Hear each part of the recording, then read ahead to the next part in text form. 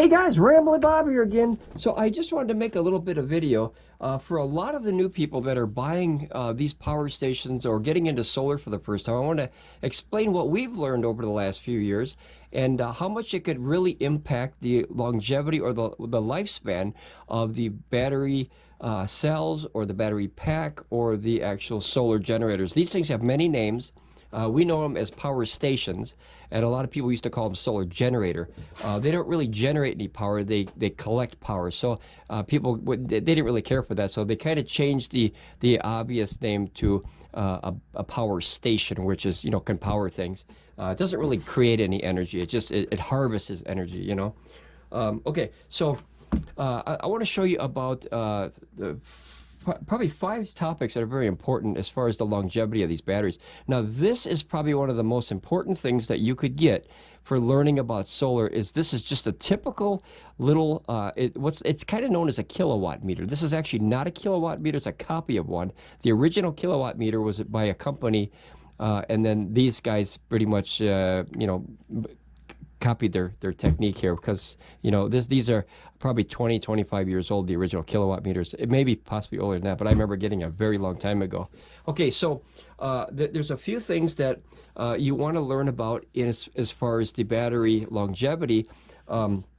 Number one is the charging speed. Now, this can affect the battery cells. A lot of people don't understand this. If you charge a battery faster, it burns out the cells faster. It's kind of like difficult to understand when you first get it, because you buy one of these and you figure, okay, I'm just going to charge as quick as I can and get the energy in there and then use it. The problem with that is when you put the energy in so fast that you're actually causing more wear and tear on the battery cells than normal. Now, can they do it? Absolutely, especially for an emergency. But a good pattern to get into is to charge like at a normal speed, and some of them you can't do that. Some of them have preset charging speed. You plug it in and it goes. But this company, like Bluetti here, these 3 have charging parameters that you could actually, and this one, the new Pecron, you could actually change the speed of the charging so you can slow it down. If you guys remember that video that I made where it was basically, I poured soda into a glass almost a year ago, and it showed the glass, you know, filling up, and then the foam on the top would overflow the glass and then end up on the table. Now, that's kind of what happens with battery. When you put it in too fast, it has to kind of slow down, otherwise, you know, bad things could happen. Over voltage, or who knows, you know, possibly a fire with lithium-ion batteries. Like this one is a lithium-ion battery pack, and this one is a lithium-ion. So these are in different categories, and the rest of these are lithium iron phosphate. LiFePO4 is the short name for that, and then these are lithium-ion. So these are relatively volatile to store and keep compared to these. This is a much better technology, and I recommend LiFePO4 for all your future needs until they obviously come out with something better and even more safe than that. But like maybe sodium ion, who knows?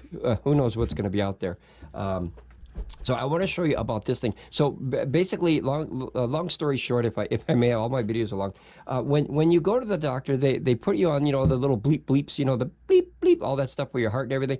Well, that's what this is. So if I were to turn on, let's turn on the Bluetti here. Okay, so we have 97%. So obviously it's not 100% health, right? Because it's not full. So what we do is when you plug this in, let's turn the AC on here, okay?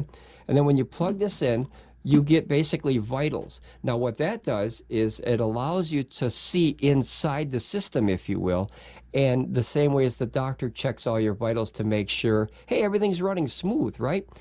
You could test the battery capacity to see how much actual energy you're getting out of the machine. You can test the actual flow of energy, which is known as the pull or the draw of how much energy you're taking out at any given time. Like, I'll give you a prime example. Actually, I don't think we can use. Let me get a smaller one. I have a 500 watt heater, and this is only a 300 watt inverter on there. Okay, so let me get a 200 watt, and that's one thing too, is if you kind of mistreat the battery cells or the inverter by trying to pull too much out or full capacity all the time, that also can shorten the length of your battery. as far as long term. So here I'm going to put on a draw on the system now. Now this is going to run about 200 watts, and you can watch it in real time. See, notice the fan kick on right away? Because they're generating heat that quick. I mean, that's how fast these systems can heat up. It's like if you walk and you jog and you run and you do a sprint. That's 4 levels of movement, right, for their body. And obviously, every level you go up, you create more pressure, more heat, and more problems for your body. The same is kind of with a battery pack. You're creating more resistance and heat and just the whole ball of wax there. Okay, so we're pulling out just under 200 watts. That's a 200 watt meter. It's actually 180 on some systems, but it might drop down. So I usually rate these for what they settle at. A heater will go like this, like a car when you start it, and then it kind of goes like that and tapers off. So once the filaments get warm in the block, the ceramic block gets warm, then as you can see, 183, and it started out at 200, right? So and then it had to kind of calm down. Okay, so on this little meter, like I said, these are like 10 to 12 bucks. I'll put a link in the description, guys. You have to check these out. You have to get one. It's a must to learn about this stuff. I'd recommend this before you buy any of this. And that's, like I said, $10, $12. And this could possibly save your battery pack. Okay, so here's your wattage that's coming out. This is the full-time run, which means we've been doing this for about 1.5 minutes now, right? This is the cost. So the cost I don't really care about. Like we really take advantage of, not take advantage, in the United States, we really, what's a good way to put it? I don't want to be mean here, guys. We really get spoiled when it comes to electricity and how lucky we are to have it in its abundance in this country compared to other countries around the world. To where we could use, like say this was a 1,000 watt heater, right? And we wanted to use it for 24 hours straight. That's 24,000 watt hours of power, 24 kilowatts, just with one product and one heater. Now you add that to your refrigerator, your electric stove, your electric dryer. You know, there's so much power being used in this country that we don't realize how much it is until you purchase something like this and you go, wow, this is, I hear, how much is this? I think this is like 300 watt hours of power in here. 300 watt hours? Oh my God, that'll last the whole day. And then you try to run this, and next thing you know, you only get about an hour 15 hour, 20 minutes, and you go, holy cow, I got to charge it again. That's how much we take for granted how much power we really use in the United States. UK is the same thing. They have 220 volts over there. It's not a bad thing. It's just it was a wake-up call for us to realize that we actually use that much power, and those power companies have to reproduce that. So when you become, hence that power company, right, your own little portable little power company, basically, you understand, wow, that really takes a lot of power to run a vacuum cleaner, just stuff like that. A microwave at 1,000 or 1,500 watts, or in a commercial grade, which is like 2,000 or 3,000 watt big super microwave, you know, or electric oven, or even a toaster. You know, toasters are like 1,000 watts. The only difference is you could run this for 24 hours, right? You're not going to run a toaster for 24 hours unless you really like toast. Okay, so the charging speed, let's go back to here. This is the draw speed of what we're taking out of this system, and you can see it's dropping here.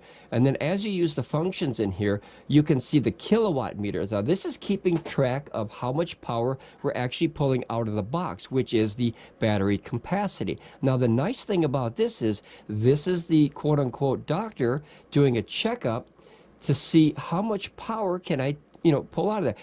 Okay, so this is a good thing. You know when you do a lung test and you go, and then they measure how much air your lungs can hold? Well, that's a capacity test, right? This is similar to a battery, to where you want to make sure that you can maintain what they promise, which is 205 watt hours. And if you can stay within 80–90%, because there is some conversion loss. But if you could stay close to that, it's obviously better and healthier battery, same as your lungs. If you only can put out 50% of the rated air from your lungs, well, that means there's a problem in the lungs, the same as a battery. So I look at everything and try to relate it to something that we all know, because it makes sense and it's easier to kind of sink in the head. When I first learned this stuff, guys, I was confused, and you kind of bang your head on the wall like, I don't get it, something as simple as when you put two solar panels together in series, the volts double and the amps stay the same. And when you put it in parallel, the volts stay the same and the amps double. Something as simple as that now, when you look back, you go, oh, that's simple.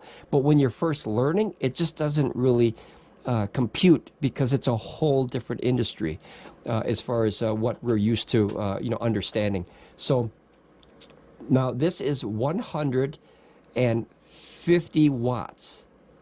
Or let me see, wait a minute. No, I'm sorry. This is 15 watt. So we use 15 watts. I get confused myself. So this is 16. Now notice how this keeps going up continuously. 16 watt hours we burn. So this is a 200 watt heater per se, because it's actually only, I think, 180.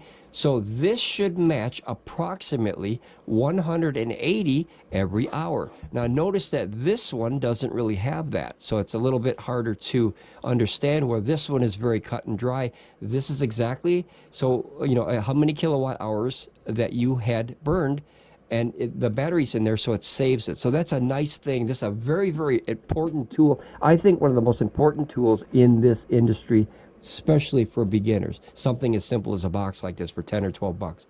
Okay, so notice that we burned 18 watts. Now we're going to let it keep drawing the capacity out of this box, right? And then we're going to go to the next one. Now this is the voltage. Now the voltage is the pressure that puts the energy through the line. So you have you have three things. It's a three-way mathematical equation there. You have volts times amps equals watts. And then you can do, vice versa, this divided by this equals amps. You know what I mean? So like watts divided by volts equals amps. So once you learn that concept, then electricity energy becomes a little bit easier to understand. And like I said, this took time. 60 hertz is the pure sine wave. That's basically, have you ever seen the old AC inverters? They used to go like this, and this is known as a box wave. It's very hard on electronics because you see how it goes up and down. Alternating current goes like this, right? So left, right, like that. That's why it's called alternating current. Direct current is basically the same cycle all the time. Direct current, it goes in a direction of one. Alternating current means it goes like this, and then it goes like this, and then it goes like this, and it doesn't stop until all the energy is gone, of course. That's alternating current.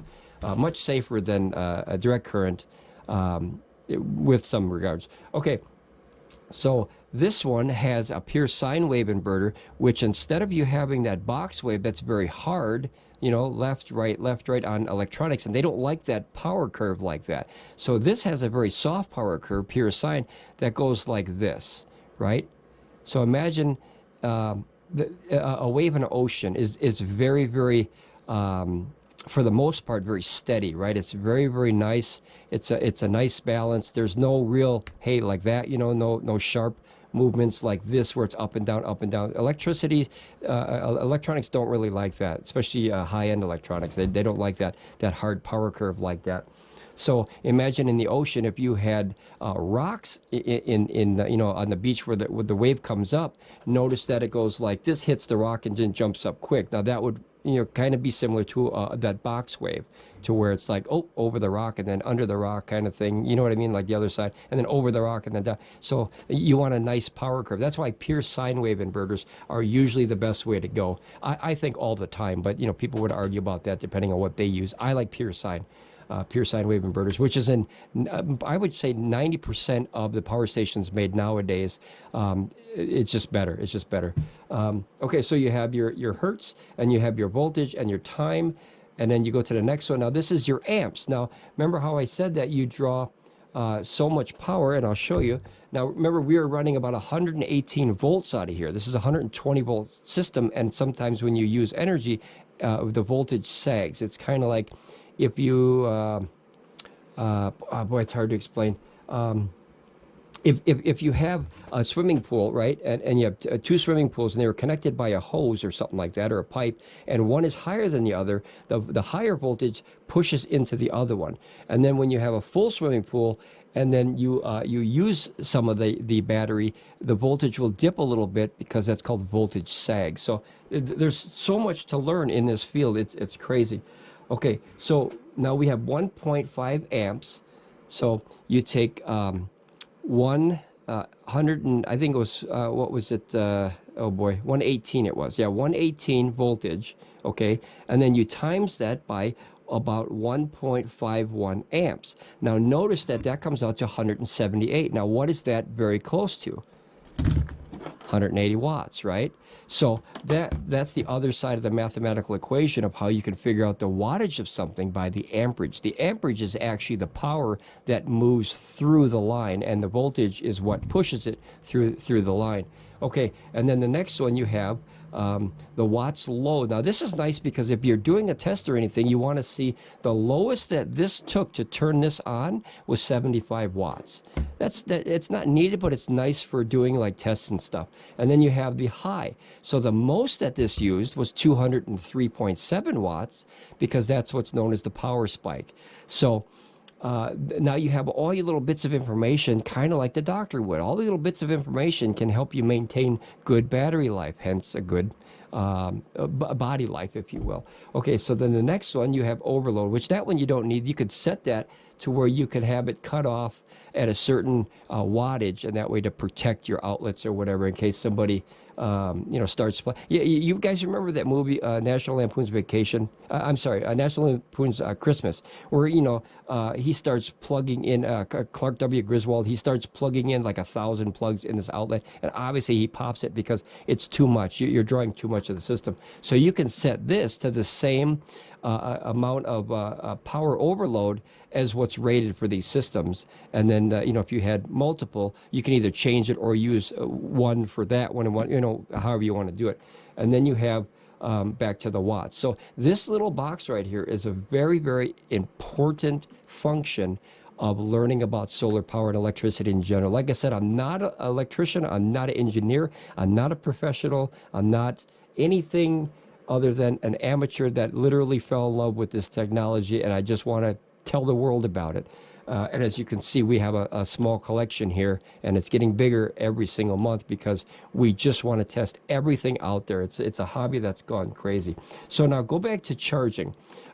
When you put in the power more, it burns out the battery cycle. So let's say you have let's say 3,000 cycles. Okay, this one's rated at about 3,000 cycles.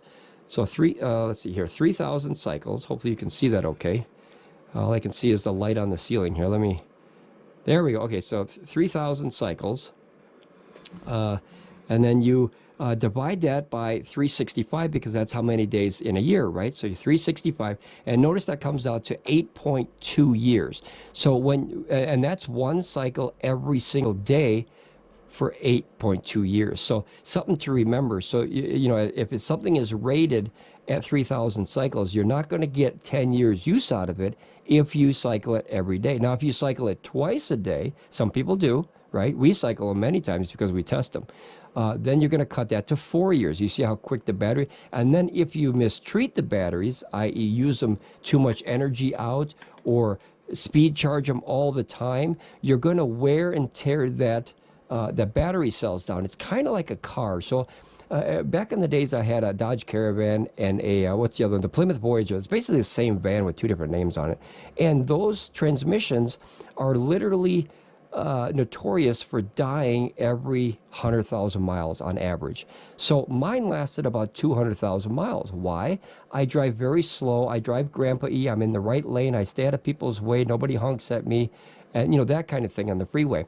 That way they can go around if they're late for work or whatever. But I always leave early so I don't have to push my car or any car that I have, so much, because that hurts the lifespan of that transmission, which is similar as the lifespan of a battery. If you push it harder, obviously you're going to take 100%, and then it's going to start going like this much quicker as far as the capacity, because you're kind of mistreating it, if you will.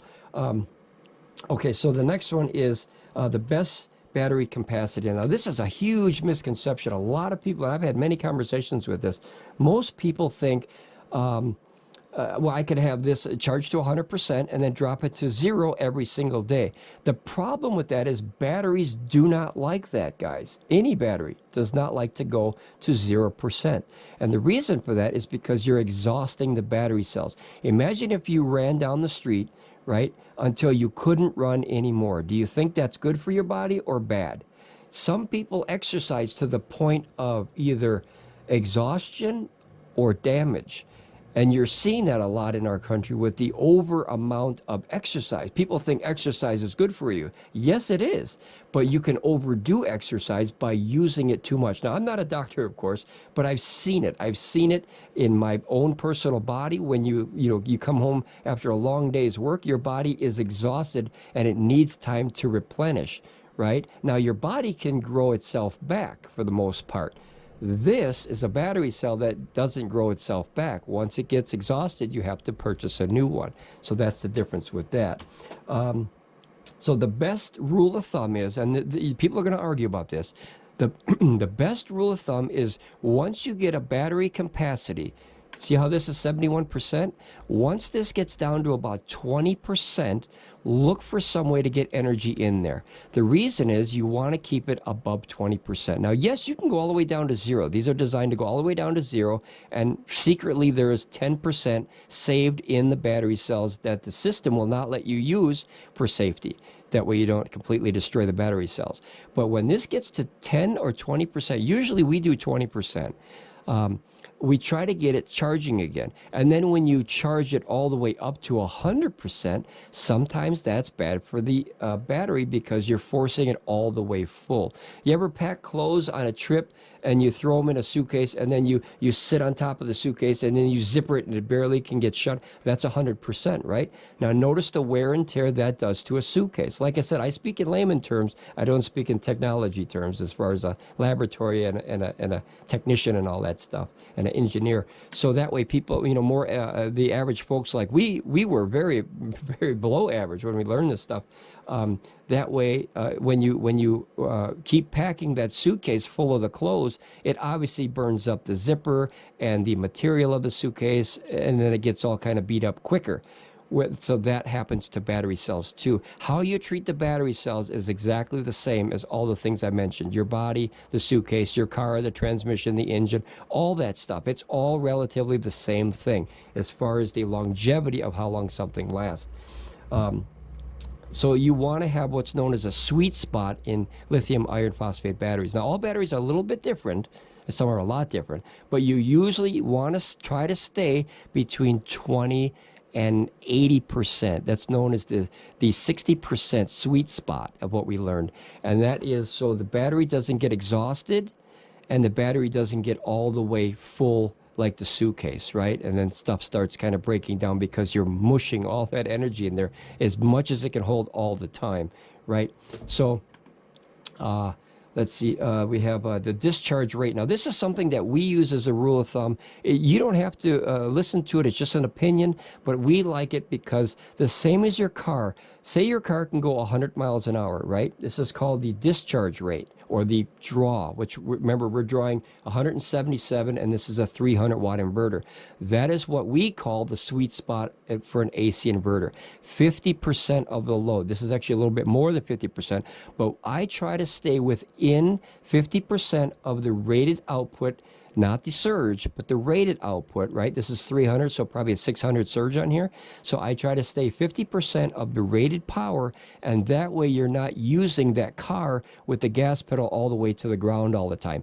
If you drive a car with the gas pedal all the way to the ground like that, I guarantee you will burn out. Guarantee, and I'm not a car mechanic, but I guarantee you that you'll burn up that engine way faster than what the manufacturer said on the warranty and things like that, because you're pushing the system to its full potential, and that's not always good. Imagine you getting up every day and literally running like a sprint as soon as you get out of bed. Your body will hate you for that. Boy, that's why they teach you that in the military, because you have no time to waste in the military. That's a whole different subject. But, you have to get up and go in the military.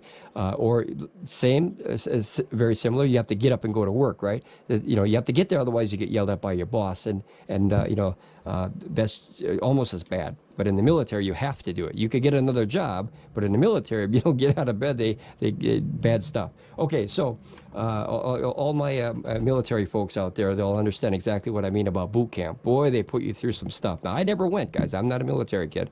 But holy cow, I've seen documentaries and family that's gone through that. But they push you to the limits of breaking point, which is like how we do with the testing of these batteries. We push them to the limits to see what they can handle.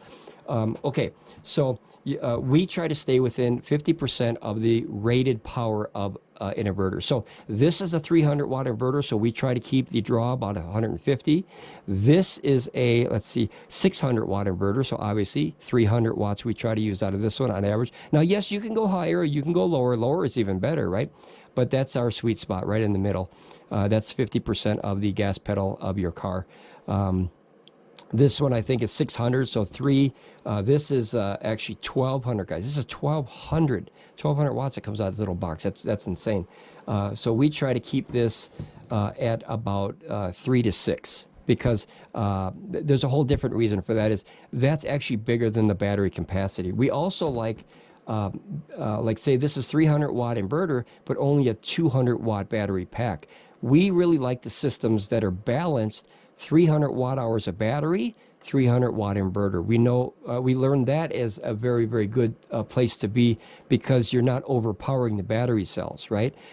You have a 300 watt inverter pulling from a 300 watt battery pack. That's 1-to-1, right? That's a good scenario to be in. And then this one is this is 600, so we recommend 3. This is 300, so 150. This one is 300, so 150. This one is 600, so 3. And then this one is 1,000, so we'd recommend 500. Now, like I said, you don't have to listen to that. This is only an opinion, but it seems to went very well for us, and we've had these for at least a year on these ones, but we've had this one for 2 years. And other than the battery chemistry is lithium ion to lithium iron phosphate, you get much less charge cycles out of that. And if you mistreat this, obviously that charge cycles will go from 500 cycles out of lithium ion on average down to 250 or 300 really quick. And then next thing you know, you have to basically throw this away because the battery capacity just keeps dropping like a rock. Okay, battery capacity test. Obviously, it's really simple to go buy one of these. I'll put the link there if you want one, or do you want to even look at them, feel free. The cycle count 3,000, and obviously if you keep using this and doing all the things that I said, where you charge very quickly and discharge very quickly, obviously you're going to knock that cycles down quickly. The same as you walking, jogging, running, and sprinting. It's 4 different levels. Now the cool thing is with companies like Bluetti and Pecron, and EcoFlow has the same, and a lot of other companies now, they have in their apps where let me show you here. We have this one on. And let's see here. I got to back up here. I'm not a phone person, guys, so I always fight with phones. Okay, so we're going to open the Bluetti app, and hopefully you can see this here. I'll try to get it to where you can see it on the screen here. Okay, so if you use the offline mode here, and notice the AC2A, that's the system that we're using right now, right? So what you can do is if you can go into, and this is why systems are good, and there's even much better systems than this. So you can go from, see, charging mode is standard. Let me go this way so you can see a little bit better on the screen here. I think that's better. There we go. Okay, so notice that it says standard. Now you can change that. See, turbo or silent. Now silent is about 50% of standard. Yeah, and then turbo is double of standard. So this might be 75 watts, this might be 150, this might be 300. So that's kind of a really neat thing that they're implementing in these power stations now, which used to be a premium feature back in the days, because you can control that inflow. If you need the power now, like right now, obviously speed charge, you have an emergency or a problem, speed charge, get the energy in there and get out of Dodge, right? But if you have the time, and you want to maintain the battery capacity and the health of these things long term, you want to try to use that slow to normal, because the slower you charge a battery, hence the slower you use the gas pedal on your car lasts much longer. Do you guys ever notice it's weird when, that you always hear the story, the little old lady owned a car that's 50, 60, 70 years old. It looks in mint condition. you know, it still drives like it's brand new, and it's crazy. There's a reason for that. It's because she doesn't mistreat the car. She drives very slow to the store. She drives very slow to the church or wherever she's going, and then she parks it, and then she, you know, you wipe it down and keep it really nice. That's kind of what you can do to batteries to maintain the lifespan of a battery. Is just little things like that. You know, don't yank out a ton of power and don't mush in a bunch of power. Clean out the ports. Make sure the dust doesn't get in there, because here's a real bad thing for electronics guys, and a lot of average folks that don't know electronics, they don't understand this. Heat destroys electronics, and it destroys power. So what happens is, you know, if the vents get clogged, or all these little ports, they get, you know, dirty, you get bad connections, which has bad power implications. It can't cool down the system. Once again, think of your body if you're running down the street and all of a sudden, you know, you put your hand over your mouth. Don't do this, obviously. But, you know, you run down the street, you put your hand over your mouth when you're huffing and puffing, right? That's really bad for your system because you can't cool down your body. So your body overheats, and then, of course, you pass out. You see that a lot with marathon runners. They push their body to literally the breaking point, right? And then they fall down at we've seen this many times. They'll get to the finish line and then literally go flop on the ground because they're so exhausted, hence a battery, the life battery, which is us, and they fall down and pass out, and they have to be recuperated with water and a cooling process, right? You know, the blanket they put on, the water they give them, the Gatorade, you know, whatever they use. That's similar to batteries, you know. And like I said, I always equate everything that I learned to something else because it helps people that don't know the industry an easier way to relate it. You know, well, you know, from here to there is like from here to way over there is 100 yards. And you say, well, how do you know that? Well, I played football, and I know that distance by looking at it is about 100 yards. So, you know, you can relate technology to something else, and it helps you understand better and learn that. That's a trick that I've learned in years, is try to relate it to something I already know, and then you can go, oh, I get it now. Like I said, when we first learning solar panels, my gosh, I used to wake up in the middle of the night. This is a true story. Mrs. Ramblin Bob would tell you too. I would wake up in the middle of the night, grab a piece of paper, and I would go like this, and I would draw. As simple as this is now, I look back and I go, oh, that's so simple. Right, well, once you learn it, it's simple, right? I'd look at it and go, okay, well, this is a solar panel, that's a solar panel, and when you put them like this in series, okay, that's, let's see, volts double, right? And the amps stay the same. I used to do that in the middle of the night, like, just so I could try. I used to watch Will Prowse, very technical channel, Jason Oyd, and all the other channels, Hobotech, and try to maintain that.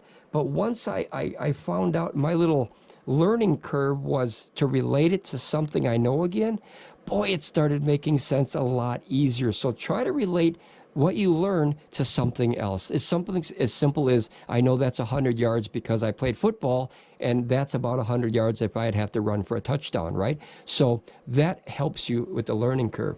And then discharging to 0%. If I didn't go over that, guys, just don't. Yes, these can all go down to 0%, everyone here, but I guarantee you, and like I said, I'm not a professional, but I can guarantee you through experience of many power stations, as you can see, we have many more than what you see here, that will absolutely wear down the battery capacity and the longevity and the lifespan of any of these batteries. I don't care what company it comes from. That's Energizer, VTO Man, Blue Eddy, Pecron, that's TIMEUSB, and that's, I even forgot who that is.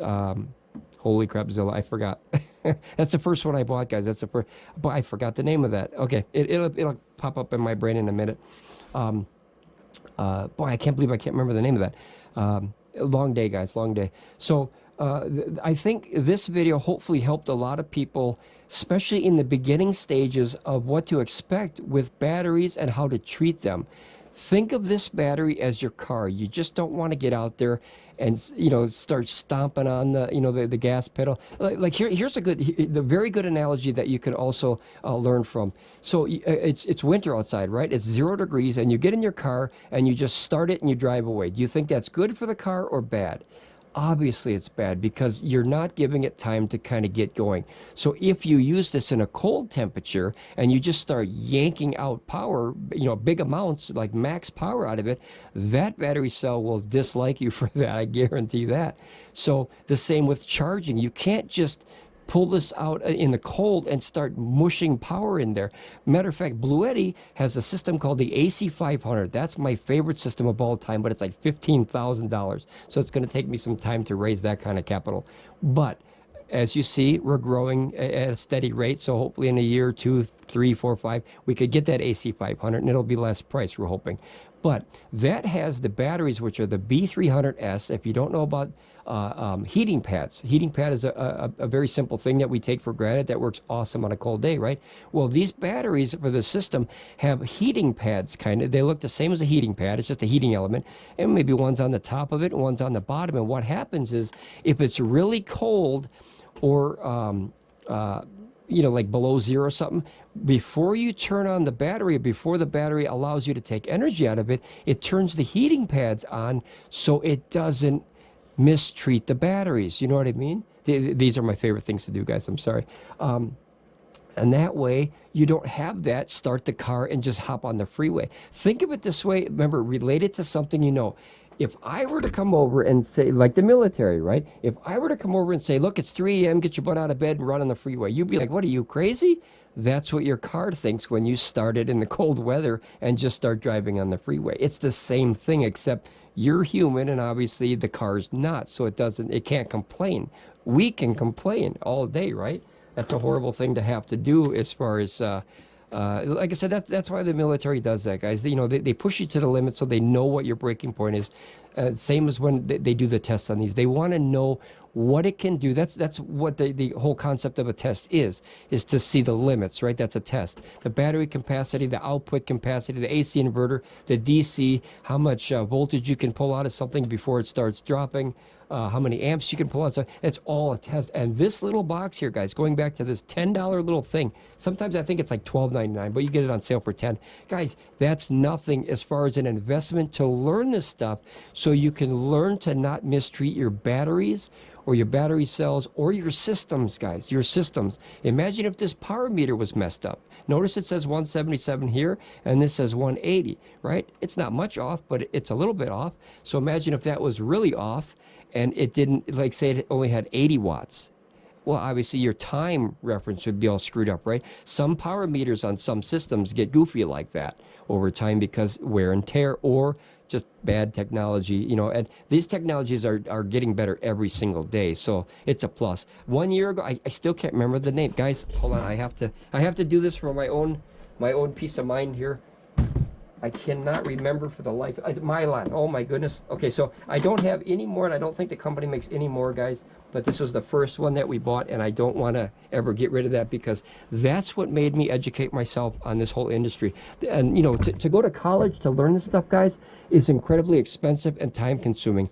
I'd rather just do the time-consuming part. If you do the channels like this and you build a community, which we are doing now, so join the subscriber family. We need you here. You can learn this stuff without paying those, you know, crazy prices of college. Now, obviously, college is probably much better because they're certified teachers, but they're certified installers on YouTube, and they have their own channels. Will Prowse is a very, very good channel for us to learn, but it's very technical. I don't recommend him if you're a beginner. I literally felt like I was pulling hair out of my head trying to understand because to me, it's like, you know what I mean? If you don't speak a different language, you know, habla español, whatever, mushi, if you don't speak a different language, it just sounds like garble. And that's the same with technology. I can sit here and tell you the ohms and the resistance factor of a speaker, and you go, I don't get it, right? But everyone has their strong points. So you can go to these channels and learn by the community. So if you have a question, I've answered thousands of questions. I don't even know how many. It's endless, it seems. Every day there's more questions. And I try to help people. If I don't have the answer, I try to steer them in the right direction and say, look, that's what they say. We can both learn from that now. And we educate each other without paying $50,000 or $100,000 to go to college for this, right? Now, you're not going to get a certification on YouTube probably, but you will get a lot of education that will better your hobby, which is solar now. This is my favorite new hobby. I like RCs and solar. And you know what? I can use them together. Woohoo! I win. That's an awesome. Holy crap, Zilla, for real. But very cool, guys. Join the subscriber family. We need you here. We're past 1,000 subscribers, so now, according to YouTube, we're an official channel, and we will maintain the beginner status as far as we want to help the new people. Some of the bigger channels, when you have a very simple question, you know, you post a comment and it never seems to get answered.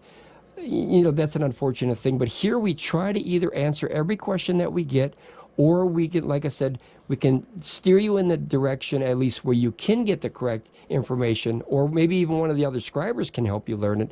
And that way, as a team, right, as a team, we can all learn our new hobby together. All right, guys, well, I think I'll leave it at that. I believe I went over the main points of trying to maintain. Obviously, there's more technical information of how to maintain a battery, but I just wanted to focus on the basic stuff to get you up and going in solar so you don't make the same mistakes that we did. When we first got this one, guys, you know, I was trying to pull out 1,200 watts out of this thing because it says 600 and 1,200 surge, right? So I'm trying to run vacuum cleaners with this thing. I'm trying to run an air conditioner. Bad mistake, guys. So obviously that hurt the battery cells, and I didn't even know it. So if you can avoid the mistakes that we made with our older ones, and then when you get a newer one like this or like this or like this, I mean, most of these are newer within the last year. This might be 2 years old, but it'll help you maintain. This one's 2 years old, I think, too.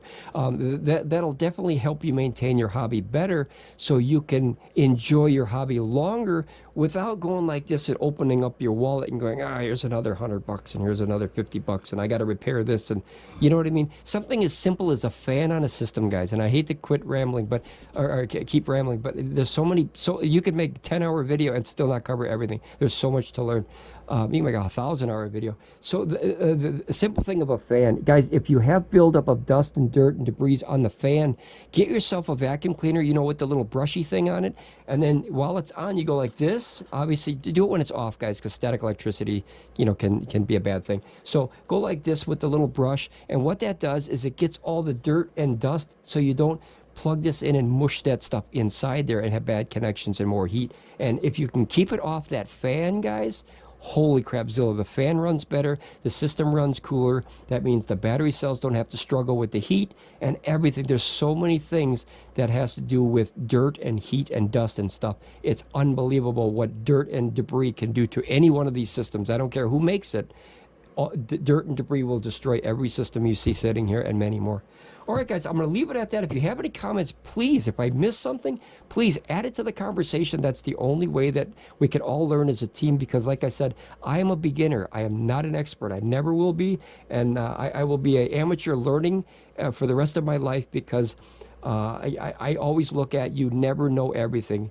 Most people, when they feel like they know everything, make the biggest mistakes in life, because the ego gets too big and they think, oh, I know exactly what to do. Well, not in every situation, right? Things change, technology changes. So if you always keep learning, you keep bettering yourself, and then your technology and your hobby lasts a lot longer. All right, guys, ramble on, be safe, and we love to have you as part of the subscriber family, and we'll see you here next time on Ramblin Bob Reviews. Be safe, everybody. Bye, guys.